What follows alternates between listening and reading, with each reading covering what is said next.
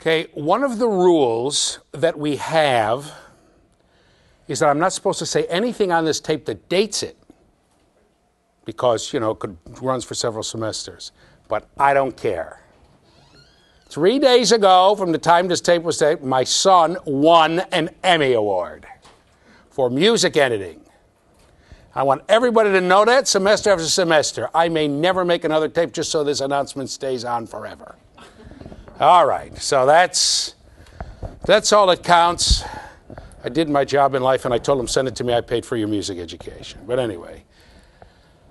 Okay, now that we have that out of the way, let's go to the PowerPoint, if we could.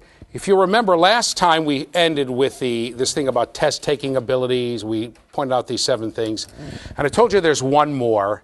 And come back to me. And the other problem, it's not really an assumption made by IQ test. Right, let's go back to the PowerPoint. As you can see, most of the assumptions do not hold water. We know that age is not a criterion for measuring development. There are normal variations in age. And kids who know more answers when they're 6, kid A knows more than kid B, and see if you can get my picture in the corner, okay? By the time they're 16, there's no difference. And certainly by the time they're 56, there's no difference, or 36. People do not have a standard environment. There is no way that we can separate out how many of the answers in the IQ test are learned from something innate, whatever that is, and how much of it is due to what's learned. Once again, we're going to see many theories that say that performance is not a sufficient measure. We have to know how people got the answer. Come back to me for a second. One of the articles that you were assigned to read makes it very clear that good curriculum, even with underachieving kids, gets results, and you don't have to know the numbers. Okay? The other thing, let's go back to 5, measures that the measures are sufficiently complete. Okay, we know, come back to me for a second, there are many, come back to me if you can, there are many, many areas that the IQ test does not test. Music ability, artistic ability, et cetera, et cetera. And you need to ask yourself a question. Each person, with all the various things the person knows and doesn't know, and how the person functions, what the person does, what the person prefers, and people's abilities to do things and not to do things, and how they do them, can that all be boiled down to one number? And since these tests came out, the answer has, for many people, has been no. You have to test various areas if you're going to test. Okay, and remember we talked about all the subtests measuring the same underlying ability. If they don't, there's no way you can take a mean and a standard deviation, and most people don't see how they do. How 1 point on whether you can put the puzzle together right is the same as 1 point about, you know, this Trivial Pursuit game. What's the distance from Peoria to, to Pocatello? Which is another, which is making designs. What's missing from this picture? You know, it's very difficult. Okay. And finally, we know that test-taking abilities are not equal. I told you, didn't I tell you about being a mechanic in the Israeli Air Force? I told you about that. Okay. Now, there's one other thing that I want to say, and that this is not actually an assumption, but a problem with these tests, and it has to be discussed. The whole question of IQ and ethnicity. Okay, for a long, long time, these IQ tests, people know that there's a history, certainly in a amount of time, since '69, an article came out by a guy named Jensen showing how these IQ tests prove the innate intellectual inferiority of blacks. Okay? That's not the first time people try to pull that one. Okay? In the Army, in World War I, they had 2 tests of IQ, what they called an Army Alpha and Army Beta. They were slightly different tests. And the Army Alpha was for people who could read, and the Army Beta was for people who couldn't read. And first of all, it was pretty clear if you gave well, it doesn't matter. The Beta was weighted to show people that these people were not too clever. And the Army Beta test was initially used, the Army test was initially used, particularly at that time, most of the blacks in America lived in the South, and they were deprived of educational opportunities. You can see how being deprived of educational opportunities is going to make your IQ go down. It's obvious, since there's so much on the test that measures school-type achievement. And so that they found, and they began to trumpet that these tests showed the innate inferiority of blacks. Unfortunately for them, and fortunately for us for a while, poor southern, if you took southern whites from the same economic strata, poor rural southern whites, they had the same IQs. So nobody wanted to say that they were innately superior, so they'd shut up for a while. But since 69, attempts have been made to do this. Let me tell you, however, that this is not the first time, okay? These tests have been used to show the innate inferiority, quote unquote, of just about every ethnic group that has, just about every ethnic group that people didn't like too well. Just about every immigrant ethnic group. The only one who really haven't been attacked by these tests are the Irish, because they got here before the test. Okay? And throughout America, what has basically happened is that there have been, as new ethnic groups have come, there's been tremendous opportunity, often confronted with, side by side with tremendous prejudice. And inside of academia itself, there were people who sided with one side and sided with the other side. Okay? The whole notion of race, for instance, which is scientifically, I have to excuse me, just very weak notion, was cooked up by people who wanted to show the innate superiority of the white race. So maybe we'll get to that in a second. So this happens. So for instance, does anybody, when the first immigration that really found a tremendous amount of prejudice against it, en masse, was the Irish. What was wrong with the Irish? What didn't people like about the Irish? They came in the latter half of the 19th century. Well, they came in the middle of the 19th century when the Irish began to come to build the railroads, etc. There's the potato famines in the 1840s, 50s, something like that. What caused prejudice against the Irish? What was wrong with them, in quotes? Why didn't there was something about them that rubbed it up against how Americans saw themselves. What? Say it? Push it down, push it down. They were Catholics. They were Catholic. They talked English, but they were Catholic. We don't like Catholics.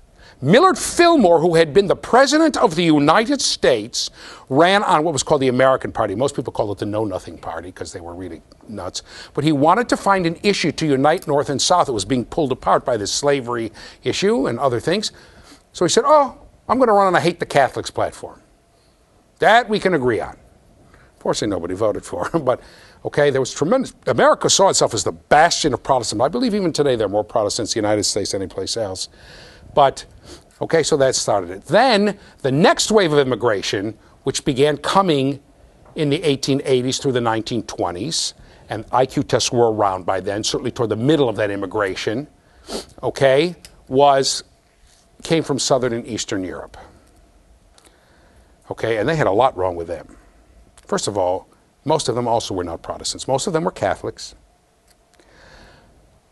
If they weren't Catholics, they were Russian Orthodox or Greek Orthodox or Jews. Right? Very right. We're talking about Poland, people from Poland, Italy, Greece, Russia, the Russian Empire, right, which was included by Latvia, Lithuania, Estonia, okay? So a lot of Catholics, Greek Orthodox, and there was something else wrong with them. They didn't talk English. And they got together in their local ethnic communities and talked their language. And again, you see the same thing, by the way, with immigration from Latin America now. They had radio stations in their own languages and papers in their own language. And they looked weird and they talked weird and they had funny religions and all kinds of stuff. Okay?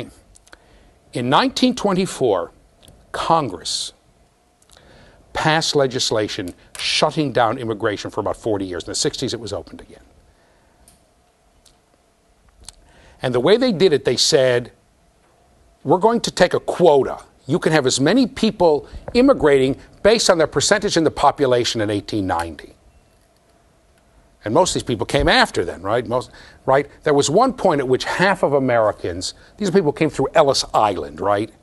Where half of Americans either came from Ellis Island or were descended from people who came through Ellis Island, from that massive immigration. How many people here are from that, descended from people who came there? People who came from, no, not too many, huh? No kidding. right? Or came to Galveston or other places. From that immigration, a lot of them went to Galveston. How many people are descended from that immigration? Gee, not too many. How many people? Italian Americans, Polish Americans? Not too many. Well, if you go to the Northeast, half the class would raise its hand. Maybe a little less now.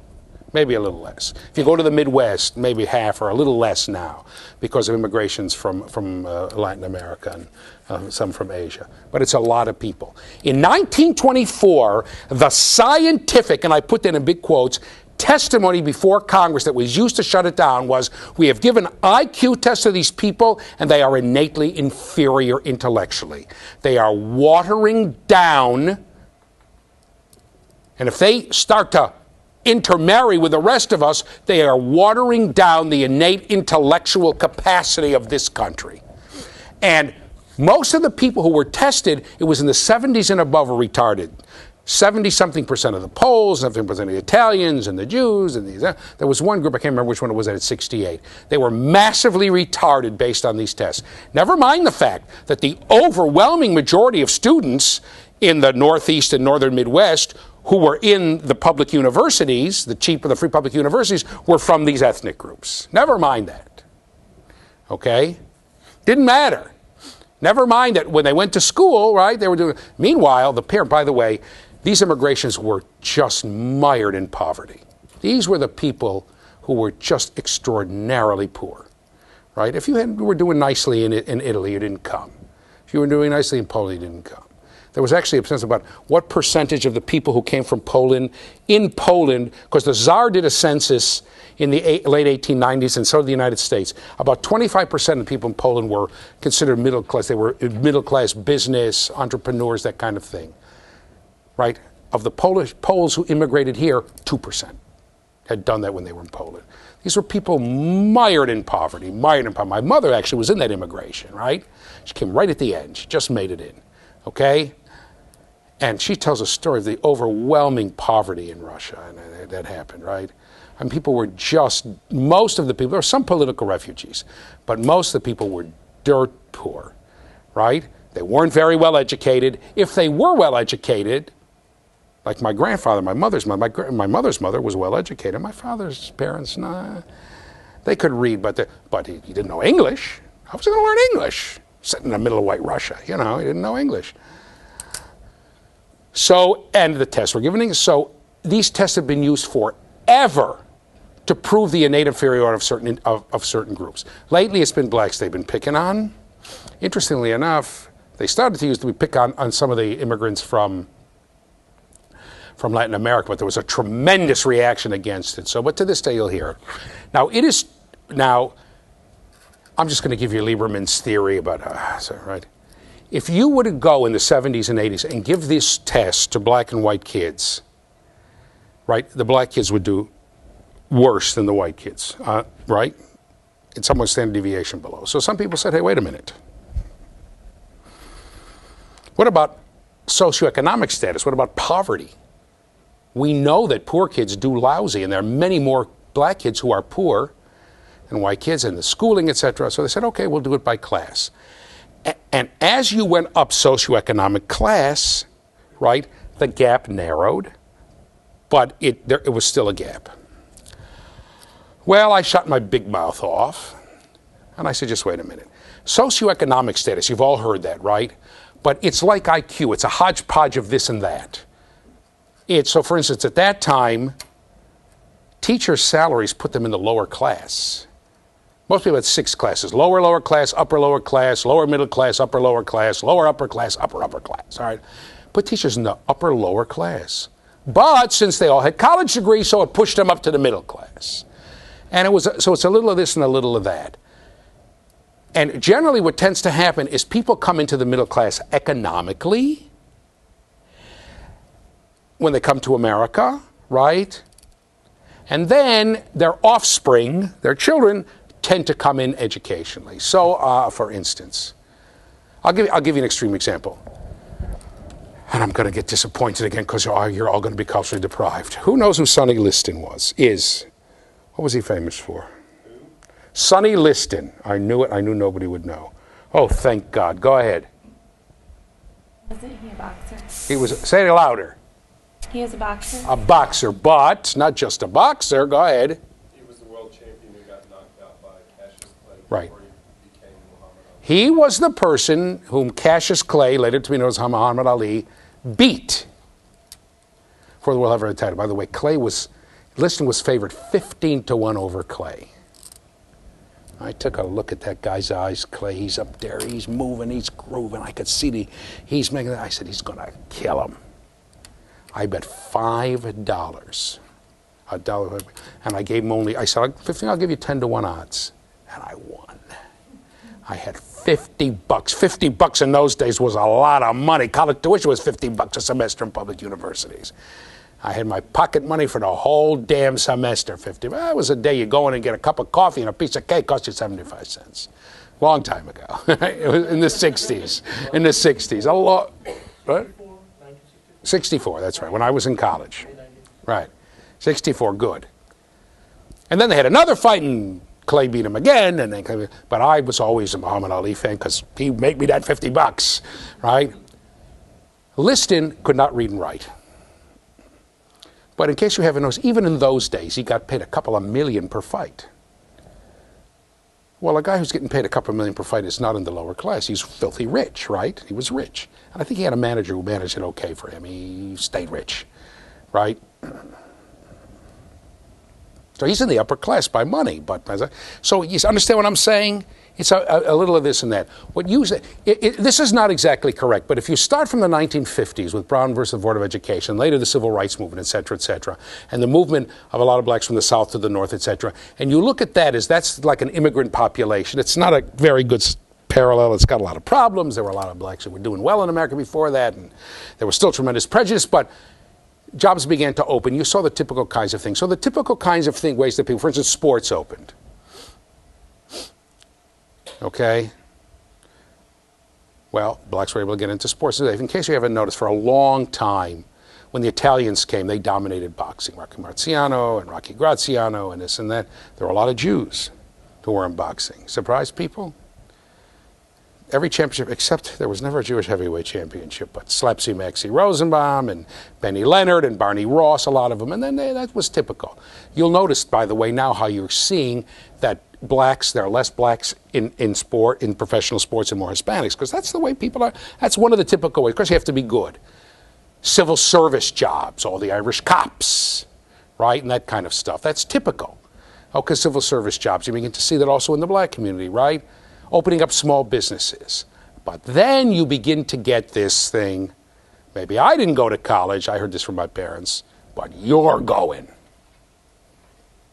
I had a friend of mine whose father, he had a small business, and he was a great baseball player. We used to have a rule, if you could hit the ball the softball to the top of the fence and it rolled down to the dining hall, it was an automatic home run. Steve used to hit him over the dining hall.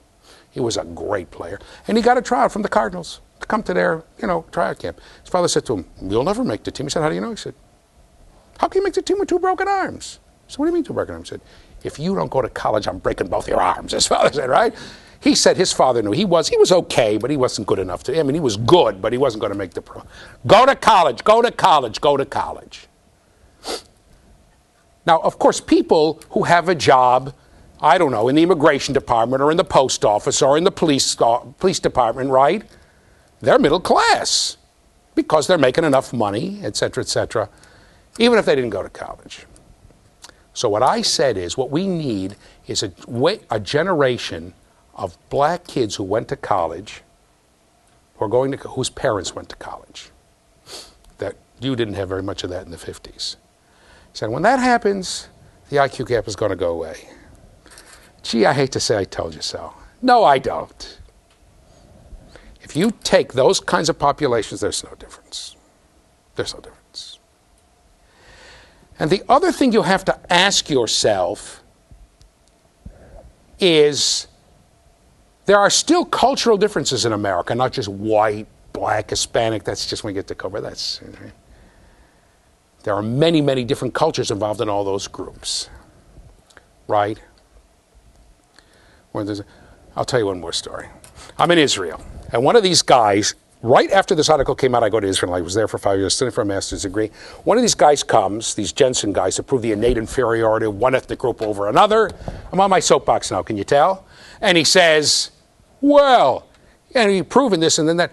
So one visiting professor, actually he eventually stayed in Israel because after a position, he raised his hand. He said, let me ask you a question. And he was from the United States, so he knew this stuff. He said, on the average, this is Tel Aviv University, where 99-point-something% of the students are Jews, right? Maybe 98-point-something%. He said, let me ask you a question. On the average, Jews score higher on the verbal test. The scores of Jews on the verbal part of the IQ is higher than the average. Would you say then that Jews are innately superior as a group for verbal abilities? The guy stops, he thinks, he obviously didn't know the statistics, although it happens to be more or less true, at least in those days it was. He said, yeah, I guess I'd have to say that. The whole place cracked up, right? I'm a graduate student with all the faculty members began to laugh so hard. I mean, it was just, they were hysterical. Because every stupid answer they got came from somebody who was Jewish. You know, they got a normal distribution of grades. Everybody who failed a test was Jewish.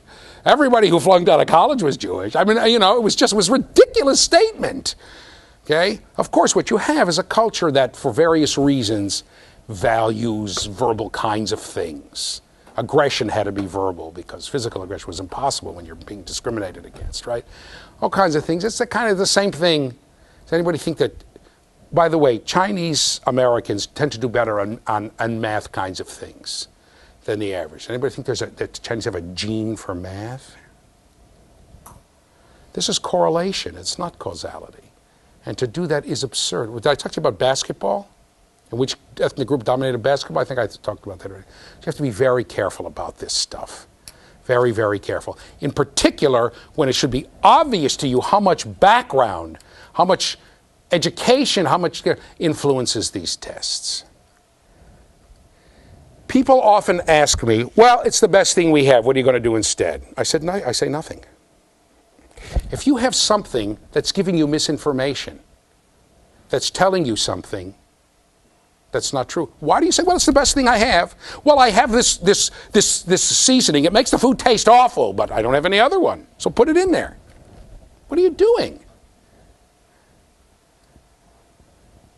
Okay, now we're going to go on to the next thing that these tests have done, standardized tests have done. Let's go to the overhead, the PowerPoint.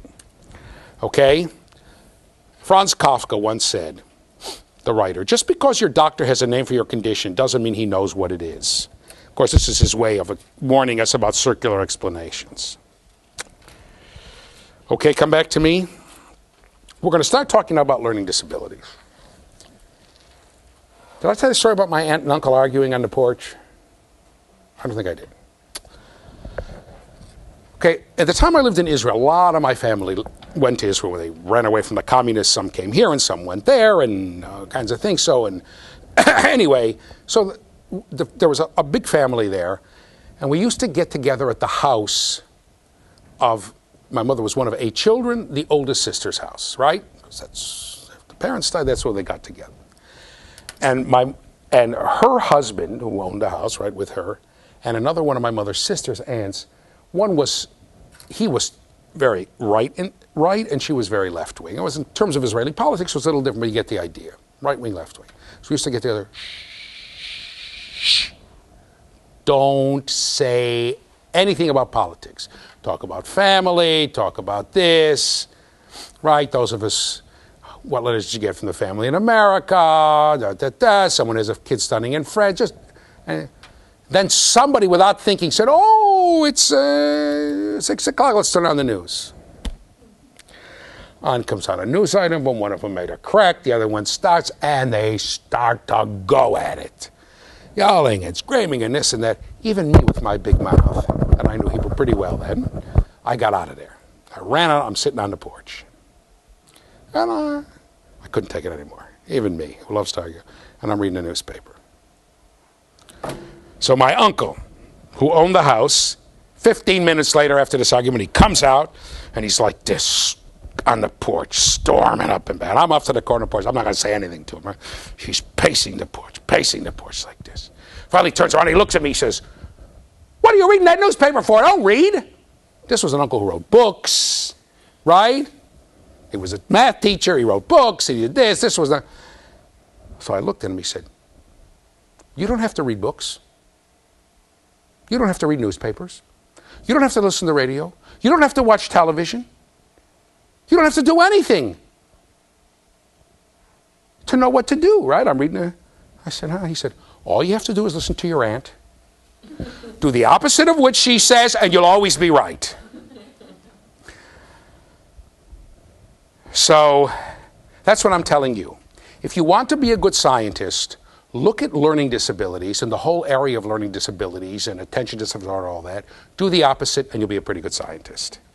Just about every mistake you can make is there. Okay, let's go to learning disabilities. Learning disabilities are also a statistical construct, okay? A learning disability is determined by subtracting a person's score on a standardized achievement test from her or his score. I'm recording this, it's a his score on an IQ test. Okay, now come back to me. Here's what it says. A learning disability is considered to be a large gap between your innate ability, which is defined as, which is measured by an IQ test. People tell you that's innate ability. The IQ people won't quite say that, but it's used like that. And your achievement, okay? Okay, so let's go back here to the PowerPoint. If the difference between the IQ score and the standardized achievement score is greater than 15 points, one standard deviation, you got it? The person is considered to be learning disabled. So let's take two people. Student A has an IQ of 100, and on a standardized achievement test gets an 86. 14, not LD. Person B has an IQ of 101. Gets an 85 on the standardized achievement test. Difference is 16, LD. Now, if this doesn't strike you as ludicrous, you ought to think about it again. So person A is, I don't know, just not achieving up to snuff. Come back to me.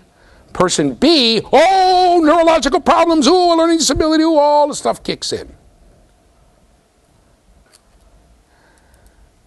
By the way, if you want to get on learning disabled, just blow a couple of questions on the IQ test next time. Then your IQ will be 97, right? Okay. That's how it's defined. It's a statistical construct. Now, we're told, I don't have the federal definition here, it keeps changing, but basically we're told on learning disability is something wrong in one of the basic psychological processes of the child. But we're never told what those basic psychological processes are. Okay? Okay, let's go back to the PowerPoint. If the number we get from this subtraction exercise is greater than 15, then we get this whole host of circular explanations, unsubstantiated contentions about genetic damage, in order to explain why the child cannot learn what we are teaching. Between circular explanations and making contentions without any evidence, we're in great shape. Okay? Now, can you get my picture in the corner there? Is that possible? Okay. Wait a minute. Okay, so we use a bunch of circular terms that are used in schools that they don't know why a child can perform a task. They're simply describe what the child can't do in fancy words. Dyslexia, trouble reading disease.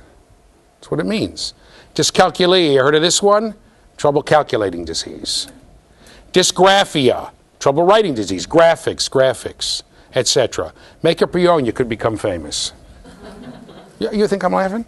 Come back to me. One day I'm reading an article. It said these kids who don't get along with other kids on the playground are suffering from dysemia. Huh? Well, the word semia comes from the Greek word for a sign. They don't pick up social signs from other kids. You have a kid who can't blow it. There's some kids who have trouble blowing their nose. You know what I'm talking about? If you've ever had kids, you know that. They can't blow their nose. They have dysblosia. Now, if we were to take the word blow and translate it Latin or Greek, it would sound like something. Dysthymia, dysthymia, make it up. Whatever the kid can't do, say it's dis, right?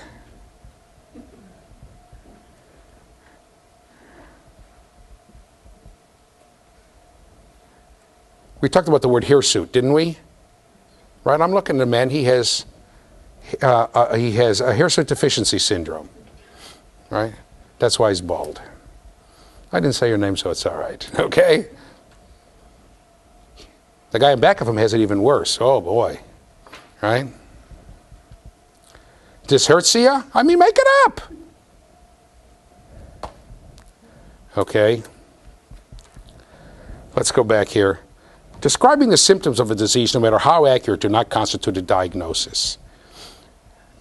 The second person is looking at the first one to see if he's really more bald or not, right? If I go and I take every man in this room, okay, because this is male dyshertia syndrome, right? And I count the hairs on everyone's head, right? Have we got a receding hairline? Oh, there's one over there. Ah, you're hiding it, but I can see it, right? Okay, and I count the hairs on everyone's head, and I range them from my dyshertia score or male hirsute deficiency syndrome is, I don't know, 98. I got most of my hair. This is 86. Here's 100. Another 100. All you guys are young. Just wait. Okay, and then I get here. I get a 26, and over there I get a 15. Right? Nothing personal, right? It still doesn't tell me why they're going bald. And by the way, there are a lot of reasons to go bald. I actually started to go bald back here when I was a kid. Right? There's a thing called alopecia. I don't know if anybody has it. It's common. I bet there's some people in this room who've had alopecia. Yeah, it just, all of a sudden, you get bald spots. If you've ever seen people, it's often young people, their hair is in clumps, that's alopecia. Fortunately, they're not sure what that comes from either, but they're pretty sure it has something with circulatory stuff to them, because it usually goes away when you get older. There are all kinds of reasons to lose your hair, right? Mostly it's male pattern baldness, right? Right. The only way to check if that's the reason, never mind. If you castrate a person, the hair will grow back, so that's because then the testosterone's gone. But that's why women tend to start to bald when they get older, because the balance between the estrogen and testosterone, the testosterone gets up there, and someone can lose their hair. Okay. Okay. Let's go back here. Standardized tests, both IQ and achievement tests, describe what a child can and cannot do. They describe symptoms, if you will. Although, for one short time, they don't tell why the child is performing as he or she is. Thus, they're not diagnostic. Okay, they're descriptive. Come back to me, I'm going to say this. I just don't have the guts to write it down yet. You know the schools, the diagnosticians, the one who give the course, they're not diagnosticians, they're labelicians. They give labels. I see somebody going like this, you're starting to be a diagnostician, right? Her mom, she said, oh, her mom is. Was your mom a teacher for years? First? That's right. Interestingly enough, so the recommendations that come from the diagnosticians have nothing to do with what's on the test. If I go, here's my kid. Come over here, kid. I knew his name, I forgot again. Tell me your name. Amir, right? Everybody knows except me. Okay, Amir. Okay? Amir's 7.5 years old. I'm his second grade teacher, and he can't read at all. So we sent him in for testing.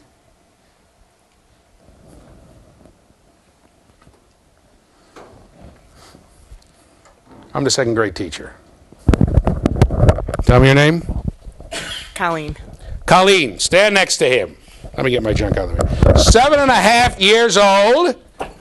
Can't read at all, very poorly. And let's try one more. These are the three kids who are driving me nuts in my class. They're nice kids, but they can't read. And? Oscar.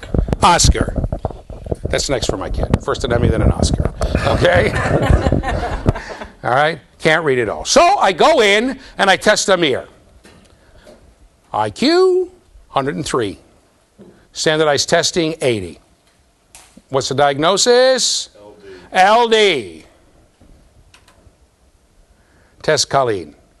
IQ, 68.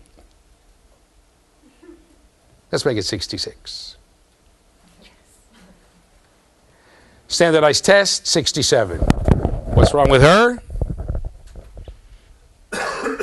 What's wrong with her? IQ 66? Go ahead, say it. Oh, yeah, there's something. Well, according to the diagnostician, what's wrong with her? She's retarded. Okay? And now we have Oscar. IQ 87, standardized test 80. What's wrong with him? He's just a little stupid, right? Slow learner, right? We don't say a little stupid anymore, but if his IQ were 95 and his achievement were 94 and his achievement was 80, he doesn't quite hit ID, we'll say, well, he needs some special attention. We need to get him up. We need to encourage him, but I can't stick the label on him. Notice, nobody, no matter what's wrong, the blame is on the kid. No one has dyscalculia. No one has dystestia, dysbureaucratia. The bureaucrats don't know what they're up to. No one has dyscurriculumia, where the curriculum is not appropriate. It's all rigged, so it's the kid's fault. And by the way, let me have one more person.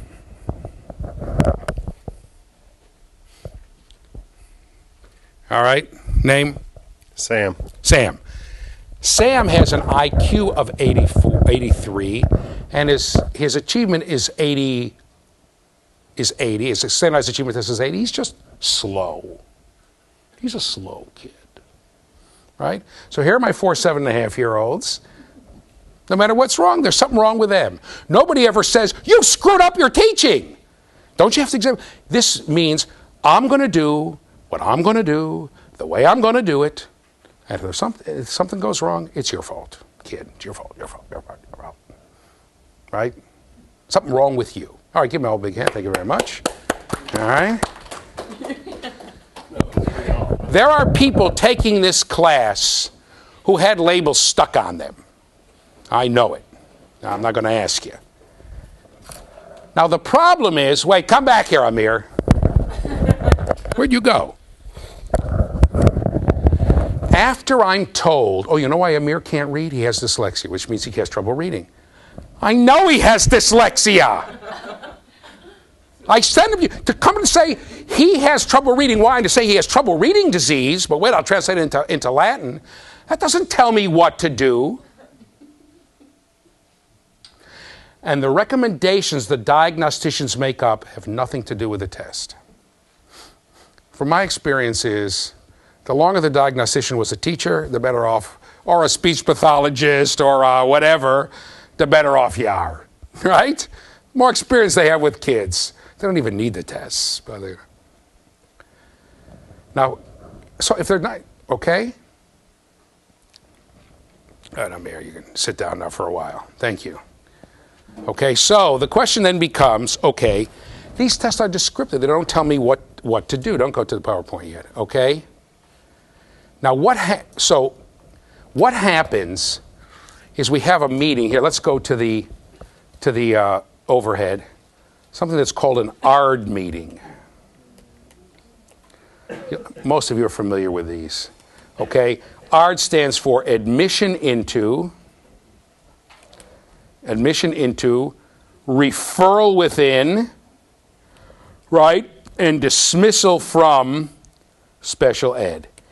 And each kid has to have an IEP, an individualized educational program. In many states, these are called, In many states, these are called IEP meetings, okay? Not ARD meetings. Okay, now come back to me. Okay, now I'm going to ask you, who's ever been to an ARD meeting? Oh, man, we got a ton of people. Who went to the ARD meeting as a teacher? Who has more say? You or the diagnostician? With the numbers, usually. What? You never had a diagnostician in your meeting? You have to. Push that down. How can you put a kid into special ed without test results? We have a case manager that's in there, but the diagnostician has never been in our meeting that I've been to. Oh, who has more say? You or the case manager? Case manager. Right. So the case manager usually has the diagnostician's results, right? The person who has never seen the kid before and will never see the kid again has much more say than the teacher is with the kid all the time. In general, the closer you are to the kid and the better you know the kid, the less say you have. So the parents have almost no say. Usually what they try to do is blind the parents with science. Run over them with all these fancy terms. Oh, your kid has an auditory processing problem. What does that mean? Well, okay, let me tell you how I got on to, okay, never mind. Oh, your kid has a visual this, or your kid has just this and just that and just the other thing. I'll tell you in a second how I got onto this. Then the teachers have the next less say. Then usually the principal the next less say. And as it goes up, right, and finally some people who are, managers, etc., they have all the say.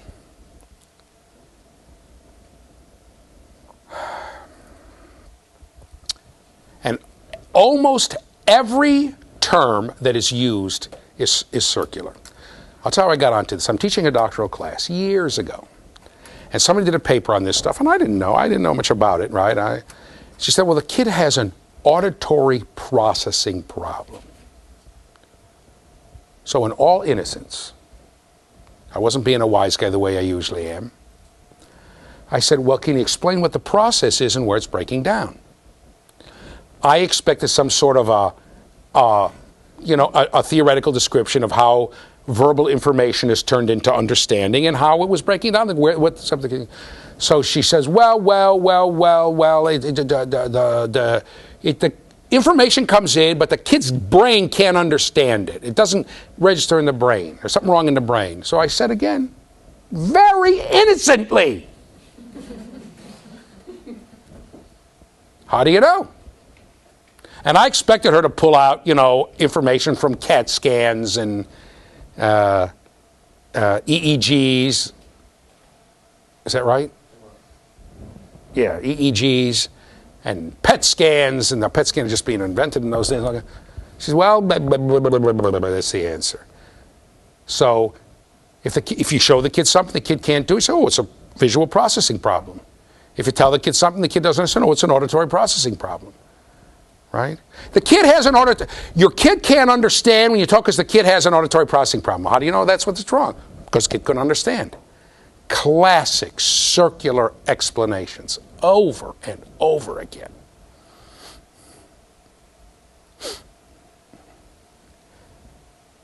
Okay? And then, so, let's go to the PowerPoint again. Vast amounts of time and money are spent labeling children. But after we have the labels, we don't know anything more about how to teach the kid than we did before the testing. When I come back to me for a second, and somebody tells me Amir has dyslexia, so what do I know that I didn't know before? Nothing. Right? And let's go back here. When we don't know what's wrong, we don't know what to do.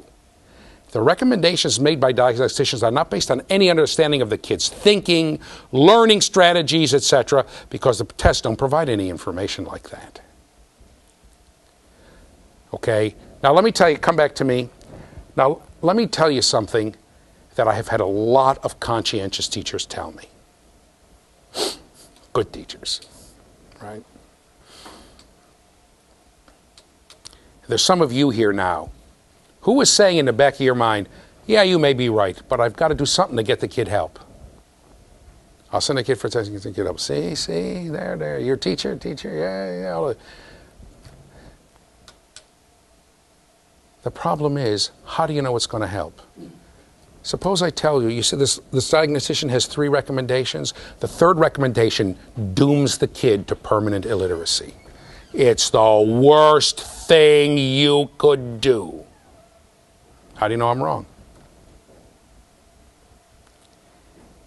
It's like going to a doctor and say, listen, I've got to get a diagnosis so I can start stuffing you full of pills. Of course, the 4th pill may kill you or make you worse. When you start doing stuff, And usually it's stuff that's already been done the kid didn't learn anyway. How do you know? I'll give you a little example. If you have a kid who has dyscalculia in the first grade, and the kid doesn't know, can't do math, the first thing I'm going to do is test the kid's conceptions of number. And it's normal for a 6-year-old, especially one who's from poverty circumstances, or for a 5-year-old, to think there are more fingers on this hand than on this hand, and then to think there are more fingers on this hand than on this hand. If you start drilling that kid on math, it is the worst thing that you can do. If you try to start to explain number concepts to a kid who doesn't fundamentally understand what a number is, it's the worst thing that you can do, from my theoretical perspective.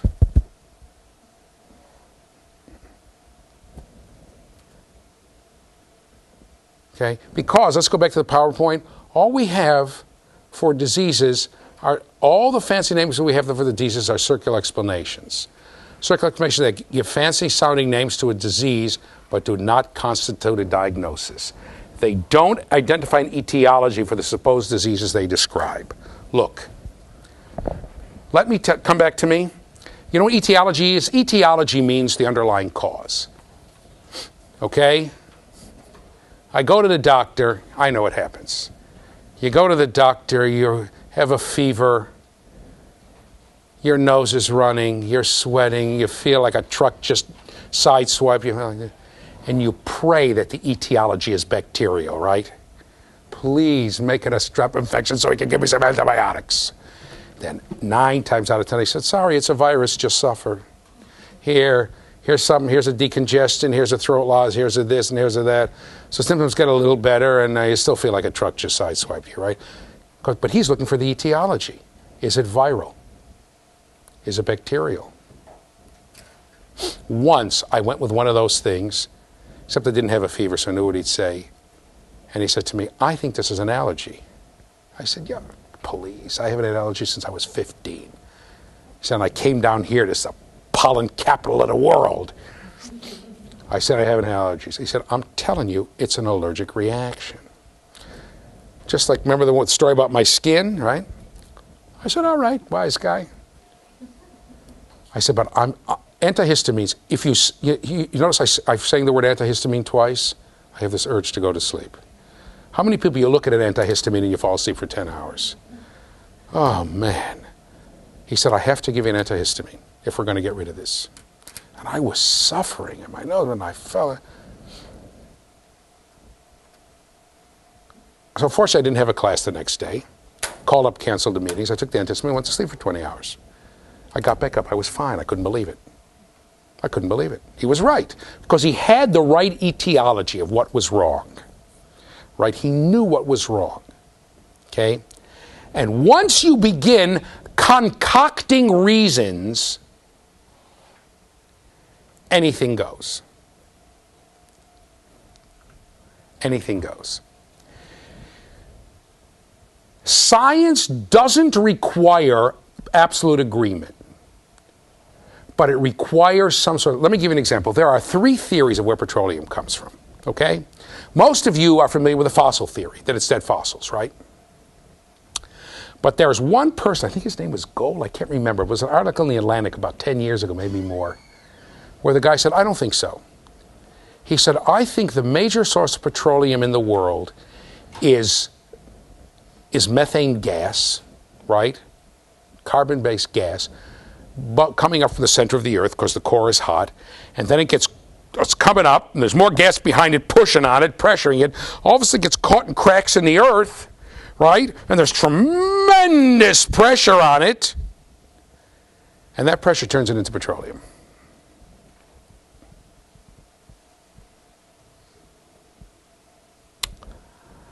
So the fossil fuel people said, oh, you're wrong. They went into the laboratory, they took organic material, they sort of fabricated what they considered the conditions on the earth at the time, and they got petroleum.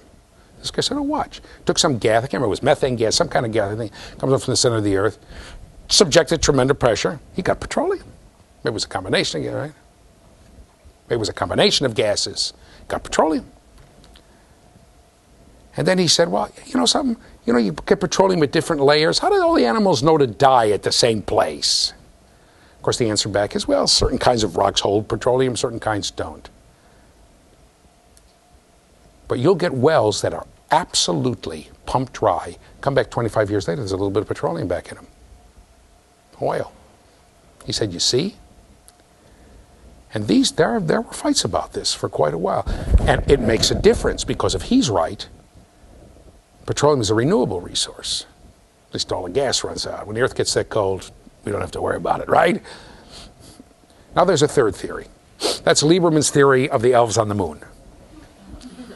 The entire center of the moon is an ocean of petroleum. And on this ocean of petroleum lives a species of elves, teeny tiny little intelligent creatures. And for whatever reason, they like us. And so they periodically come and replenish the petroleum supplies, and here's how they do it. They take their teeny tiny spaceships and they fill their spaceships with petroleum. Millions of them.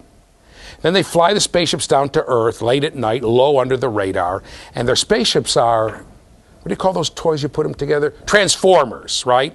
So they take their spaceships and they put them together to make gigantic hypodermic needles. And then 10,000 elves hold each hypodermic needle, and they take them and they go wham, and they inject it into the soil. And that's where petroleum comes from. Who's ever been to a petroleum field? Anybody been to one? Are there holes in the ground? She said, yes, see, I told you. That's from the needles and the hypodermic needles that the elves put in there. You can always find evidence for theories. After you believe something, you can always find evidence to prove that it's true. Now, two of those explanations are good science, and one of them was really stinkeroo. Okay? You have to figure out which two are good, right? Okay? So just because people disagree, and scientists would laugh at my elves on the moon theory, obviously. Come on. You don't have any evidence for elves. You don't have evidence that the moon is full of petroleum. Come on, will you please? One little hole in the ground? That's your very ridiculous theory. But once we abandon science, anything goes when it comes to theology. Okay, I want you to tell me explanations that you have heard for what causes learning disabilities or dyslexia or something. Tell me. Go ahead. Somebody tell me. Environmental stuff. Environmental stuff? Like what? Family situations and stuff like that. Well, that's interesting. Because that means that that's really?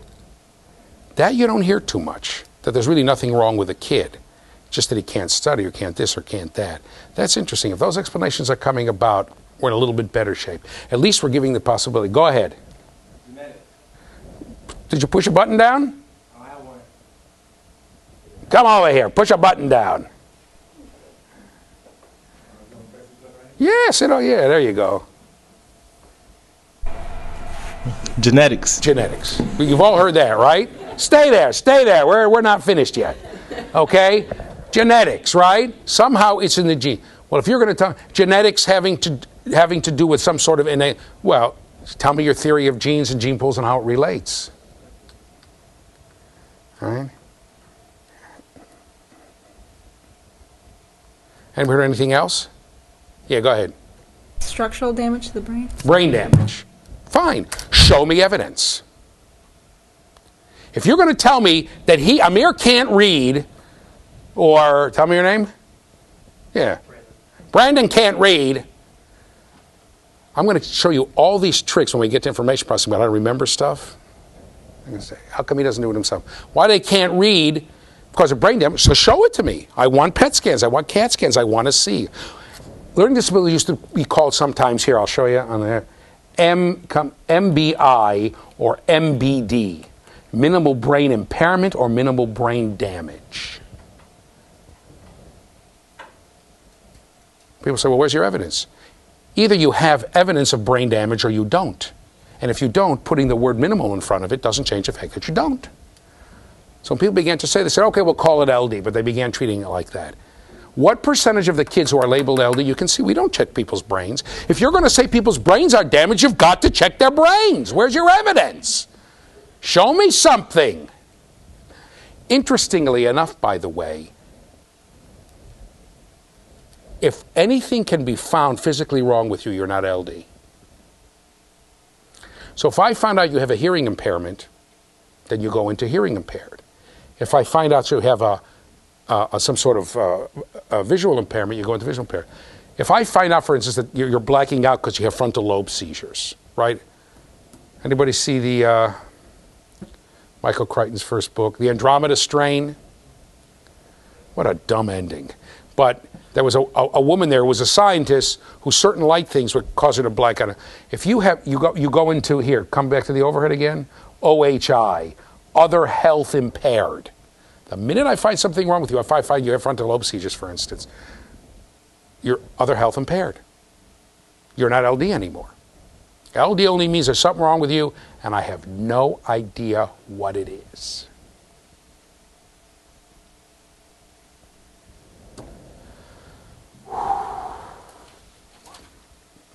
Once you start this, let me give you some other.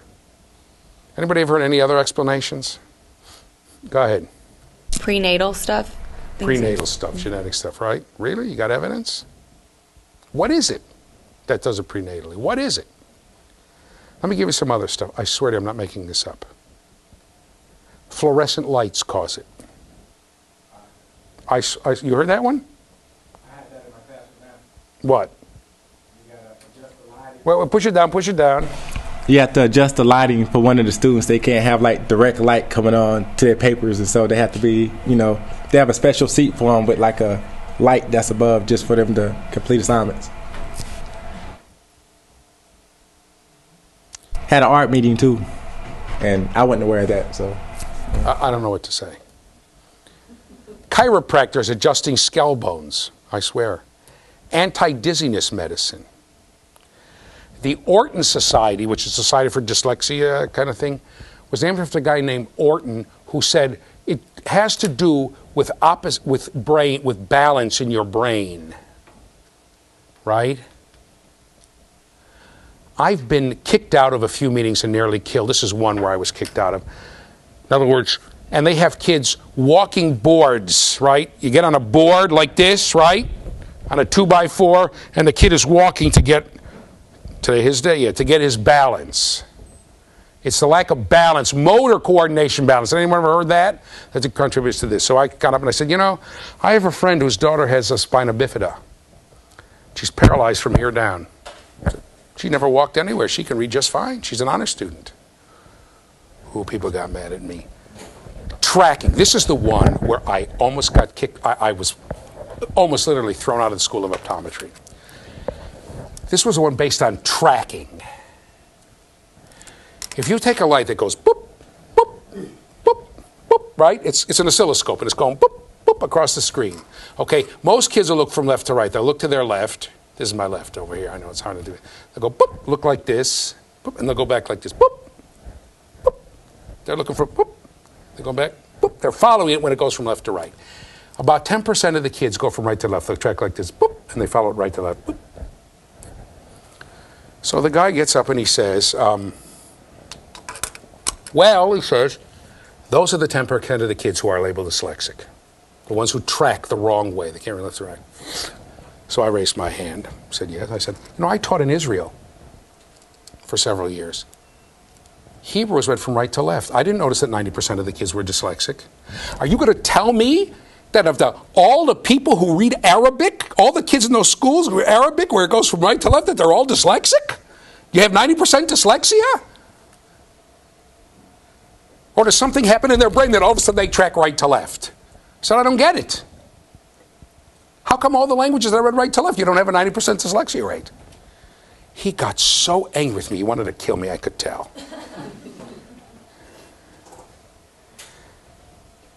And I said, you need to do some rethinking, and I walked out because I didn't want to be hit over the head with a chair. I mean, please, think about what you're saying. Putting red paper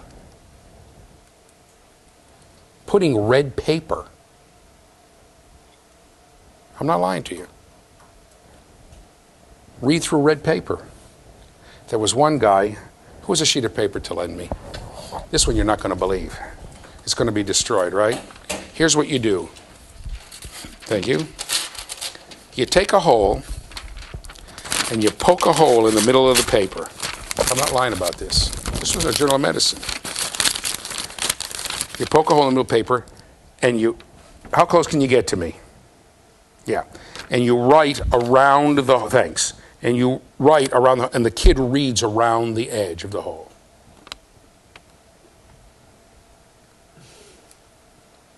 This is the kid who doesn't. What does this do? Makes him read better, supposedly. Different colored glasses. Smoke, and they give you a test. Well, you need a smoky gray, and you need a rose tinge, you need a this, and you need a that. And by the way, there's some success. All these programs have some success. Okay. Yeah. Push it down, push it down, push it down. I don't have one. That's why I was going to walk to one. All right. But Wait a second. Here. Give it to him there. okay. Don't sit back there. What's the matter? I'm a nice guy. You can sit up here. So the reading is not. When you say someone is slow, that's not a right term for what they don't read, right? Well, it depends. I mean, if they have an IQ that's 87, 88, I mean, I don't know. That's right. It's not. It doesn't explain why. It doesn't explain why. What was I talking about here about? Oh, yeah, the colored line, right? Oh, okay. Here's what we're going to do. We're going to make a little bet now. People out there have to do it, right?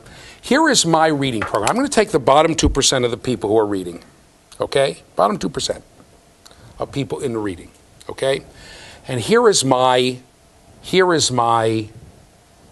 remediation program for them. Without telling them or the teacher, I'm going to eat alphabet soup every day, okay? I'm going to spell out their names in the alphabet soup. Fred Reed, then I eat it. Doris Reed, then I eat it. Amir Reed, and then I eat it. Who else couldn't read? Oscar Reed, and then I ate it. Colleen Reed, and then I ate it, right? Also, I take their names, okay? I put it between a book at night. You know, I've got the bottom 2%, you know, a lot of kids. I put their name between the cover of a book. I put it under my pillow. And as I fall asleep, I say, read, read, read, read, read, read. And then during lunch, I take my car. I drive it around the school. They can't see me because they're all in the lunchroom. And I say their names. Read, read, read. And then I'm going to retest them and see how they do compared. I don't expect them to become wonderful, but I expect some improvement with this program. Who thinks it's going to work? 2. Who thinks it's not? You have to vote. Who's ready to put your money where your mouth is? I'm ready to, okay, I'll give you 10 to 1 odds. $10, 100 against 10. If all of you who voted no give me $10, that'll be enough for a trip to Vegas. Go ahead. You don't think it's going to work? Can you clarify something then? Yeah. Are you telling these people that you're doing this? No, this is a Nope. private, nobody knows about Nope. this, Nobody knows but me. But aren't some Wait. Push it down. Push it down. Wait. Oscar. the test Wait. better when you give them the test again? No. You're right. Obviously, they're doing the regular. So you said, isn't it going to be better when you give them the test again? Except I'm going to give the whole school the test. And I'm going to tell you they're not going to be the bottom 2% anymore. Right after 6 months, I'm going to give the whole school the test, and they're going to move up slightly. Not great, but slightly. How can you attribute their success to your driving around the school? I didn't ask you for a trip. I just wanted to know if they were going to get better. And you all owe me $10. You all owe me $10. And the people at home, I know how you voted. Send in the money. It's going to work. A little bit. Does anybody know why? By the way, never, ever do it with the top 2% because it'll make things worse. Does anybody know why it works? Go ahead. Who's a statistics teacher? Go ahead. Yeah, there's so many other reasons why. But why am I sure that it's going to get better? Because every time you take a test, your scores, I guess it's a statistic thing, it's just going to be different. You're going to answer some more correct, some incorrect. It's just going to, I don't know. You're right. Variable. I don't know how to say it. This close to the right answer. Regression, you know the term? Push it to say it. Regression toward the mean. Regression toward the mean. Look, let's go to the overhead. This is the bottom 2%. They did rotten on this test, okay? Now, no test is perfect. No test is perfect. Okay? So come back to me for a second, if you can. No test is perfect. Right? Sometimes they have a good day, sometimes they have a bad day, good guesses, bad guesses. How many times did you ever pass a test by the skin of your teeth? You didn't know one word that was on it. Just dumb luck, you guessed right. Right? And then sometimes you get a bad test, you got a 70, you say, oh, I knew this, oh, I knew that. You just have a bad day, you're upset, you're this, you're that. Now, do you think the people, let's go back to the overhead, down here, do you think this test that they're, so tests that's called, it's an error of measurement. There's a measurement errors. Do you think these people's scores are underestimated or overestimated? What? Obviously, more people here have underestimates than overestimates, right? The people who had the bad luck guessing day, the people who didn't feel good that day, the people didn't, et cetera, they're all down here, right? These are the people. So if you retest them, their scores are going to go slightly like this. Likewise here. These are the people who had a good luck day. We're feeling great, right? When you retest, the people at the extremes tend to go to, this is called regression toward the mean.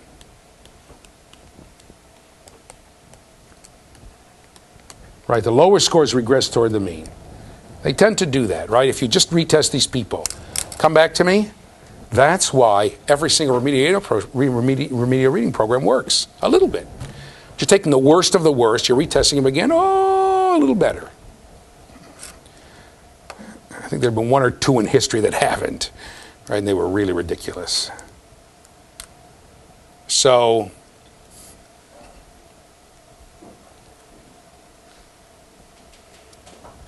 that's the problem. All of these things, you go to people who do these things, and some kids improve a little bit. Besides, some of you said, well, wait a minute, I got to clarify this. Aren't they going to just be learning to read better anyway a little bit? So they improve a little bit also from what they're learning in class. Okay? But what we have, let's go back to the PowerPoint. What we have here is a situation where all failures are blamed on the child. And we maintain without having any evidence to substantiate our claim that something must be, wait a minute, just stay there. I'll fix this up one of these days. What is this called? Earn while you learn? There we go. Here we go. Wait, we're going to go right back. Wait, let me save this first. See, I'm giving you a PowerPoint lesson here. No charge. There we go. We maintain we'll have any evidence to substantiate our claim that something must be wrong with a student, usually in a sensory modality. That's why he or she is not achieving. Okay, come back to me. We're going to have another little vote here. I have news for you people. This is my hobby. Okay? I'm so rich. I won the Texas lottery, what was top, the Powerball lottery, the Irish sweepstakes, and several other lotteries. I had a guy who invested my money in some crazy stock, and I quadrupled it, et cetera, et cetera, et cetera. I have billions and billions and billions of dollars. I make Bill Gates look like what he has is chump change. So what I'm going to do is I'm going to take this money and I'm going to invest it in any program, anything that's even slightly reasonable, trying to find out what is wrong with kids who have learning disabilities. So I'm going to look for neurological things, family things, right? Brain damage, genetics, want to do genetic factor. What is wrong with these kids? How many think that what I'm doing is basically good science and how many people think it's not basically good science. We're taking a vote. You have to vote. Who thinks it's... Now, obviously, I'm going to invest in a lot of stuff that's, you know, a little oddball, but I don't care. I got so much money, I don't know what to do with it. Right? Who thinks basically that what I'm doing is a pretty good approach to this? And who thinks it's no good? Who doesn't trust me? You know, who thinks it's no good? Why is it no good? Did we do this already? Why is it no good? It stinks! Why is it no good? Why is saying I'm going to invest all this money to find out what's wrong with these kids bad science? I don't have the program here, so I can't show you. Go ahead. You're starting out with the assumption that there's something wrong with them instead of actually figuring out what's wrong. Did you hear her? Say it louder. You're starting out with the assumption that something is wrong with them. That's right. I have a pre-drawn conclusion. Wonderful. Tell me your name. Jennifer. Jennifer gets an F for being a wise guy. Okay? That's exactly right. Jennifer caught it. I'm starting with a pre-drawn conclusion. Something's wrong with these kids. Let's find out. I'm not saying, let me find out why they can't read. I'm not saying that. I'm saying, let's find out what's wrong with them. That's no good. Just imagine that you took your car and you went to you took it back to the dealer, and you said, you know, every time I turn it, it wobbles. I can't make good turns. Oh, you have dysrhythmia. I put on the brakes and the car screeches. You have dysrhythmia. Another symptom of dysrhythmia. It's not my fault, it's not my car.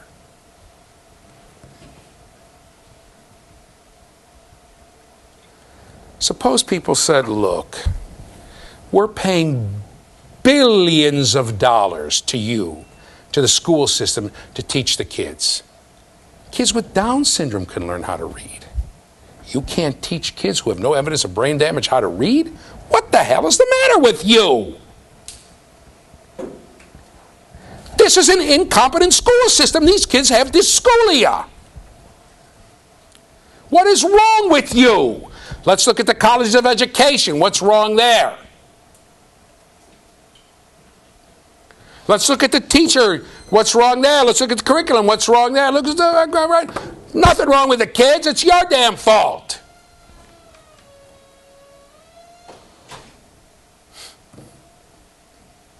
We could approach it that way too, right? The kids have a schooling disability. Why not? Did you ever see the sign on the back of a car? If you can read this, thank a teacher. Did you ever see that bumper sticker?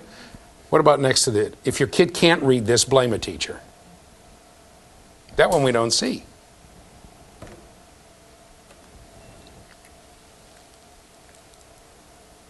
And that's the question we need to ask ourselves. What is going on here?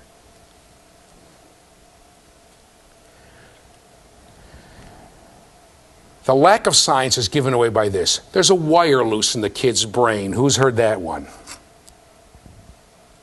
There's snow on the antenna. I heard that one from a psychiatrist, and a damn good one too, by the way. When you start hearing stuff like that, it's because people don't know. There was someone who did a study who showed that boys' brains were 30%. 30% of them didn't have this balance in the left and right. There's a migration of neurons. And 30% of them didn't have an even migration of neurons. If 30% of your boys are abnormal, what is your definition of normal? Just to jump to the next topic a second, if 25% of the boys in your school are on Ritalin, maybe there's something wrong with your definition of what acceptable behavior is. If 25% of your boys are abnormal, there's something wrong with your definition of abnormal. In some schools, it's even more. When we get back, I'm going to finish this. We're going to talk a little bit about attention deficit disorder. Not even the decency to translate it into Latin, the circular explanation. And then we'll probably have time to go on to begin our next topic. Okay, I'll see you after the break.